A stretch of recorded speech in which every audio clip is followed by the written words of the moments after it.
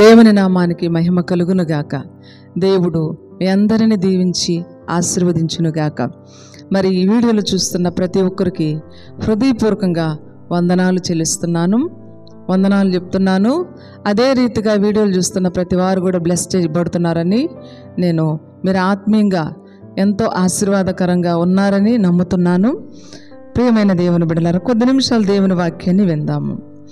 దేవుని పరిశుద్ధ స్థలములో నిలబడాలి అంటే మనం ఏం చేయాలి? ఆ పరిశుద్ధ స్థలం అంటే పరలోక రాజ్యం.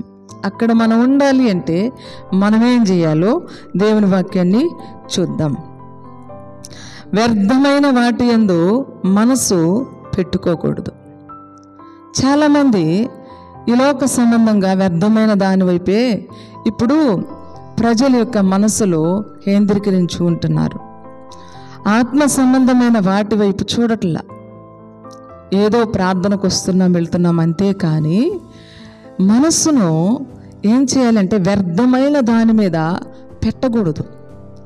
వ్యర్థమైన వాటి యందు మనస్సును నిలపకూడదు అని దేవుని వాక్యము సెలవిస్తుంది.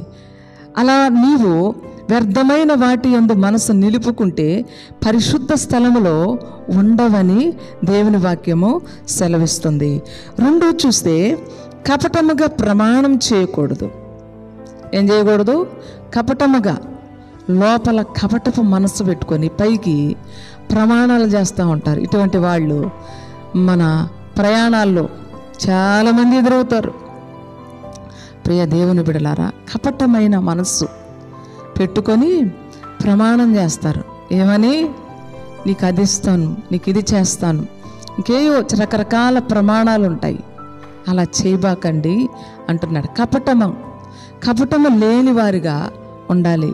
ఎక్కడ నిలబడాలి అంటే పరలోక రాజ్యంలో పరిశుద్ధ స్థలంలో నువ్వు ఉండాలి అంటే కపటం ఉండకూడదు. మనలో ఏముండకూడదు? కపటం అనేది నీలో ఉందంటే పరలోక రాజ్యానికి నీవు వెళ్ళలేవు, అర్హురాలు కాదు అని స్పష్టంగా దేవుని వాక్యము సెలవిస్తుంది. ఇంకా మనం చూస్తే ప్రియ దేవుని బిడలారా, నిర్దోషమైన చేతులు కలిగి ఉండాలి. మన చేతులు ఏముండాలి? నిర్దోషంగా ఉండాలి. చేతులు నిర్దోషంగా ఉంటేనే పరలోకానికి వెళ్తాం మనం. నిర్దోషమైన చేతులు కలిగి నీవు ఉన్నప్పుడు నీవు దేవుని రాజ్యంలో పరిశుద్ధ స్థలములో నిలబడతావని దేవుని యొక్క లేఖనము సెలవిస్తుంది. ఇంకా చూస్తే శుద్ధమైన హృదయం కలిగి ఉండాలి. ఏ హృదయము? హృదయము కంప్లీట్గా శుద్ధీకరించబడాలి. శుద్ధమైన హృదయం నీకు లేకపోతే పరలోకానికి పరిశుద్ధ స్థలంలో నిలబడలేవు. ఈ హృదయము అన్నిటికంటే మోసకరమైనది, ఘోరమైన వ్యాధి కలిగినది. ఇది కపట కేంద్రం. ఈ కేంద్రము ఎవరికి అర్థం కాదు. ఈ కేంద్రంలో భయంకరమైన ఉన్నాయి. ఈ కేంద్రంలో ఏమంటున్నాడంటే దేవుడు, హృదయాన్ని, ఈ కేంద్రాన్ని శుద్ధి చేసుకో. ప్రతిదినము నీవు ఉదయాన్నే లేచి నీ ముఖము కడుక్కున్నట్లుగా, నీవు ఇల్లు ఊడ్చినట్లుగా, నీవు నీ ఇంట్లో సామాను శుభ్రం చేసినట్లుగా నీ హృదయాన్ని శుద్ధి చేసుకోమని అంటున్నాడు. చాలామంది హృదయము శుద్ధి చేసుకోరు. ఏదో పైన శుభ్రంగా క్లీన్ చేసేస్తారు. కానీ దేవుడు అంటున్నాడు, పైరూపం చూసేవాడు కాదు, హృదయాంతరంగంలో సత్యమును కోరే దేవుడు.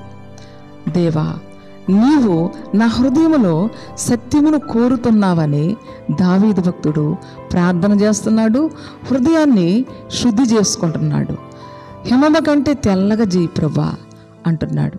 హృదయాన్ని శుద్ధి చేసుకున్నవారు, ఇక్కడ శుద్ధమైన హృదయము కలిగి ఉన్నవారే పరలోకంలో ఉంటారు, పరిశుద్ధమైన స్థలములో ఉంటారు, ఆ పరిశుద్ధమైన రాజ్యములో నివాసం చేస్తారు. ఇట్టి వాక్యం దేవుడు దీవించి ఆశీర్వదించునుగాక. ఆమేన్. Praise the lord.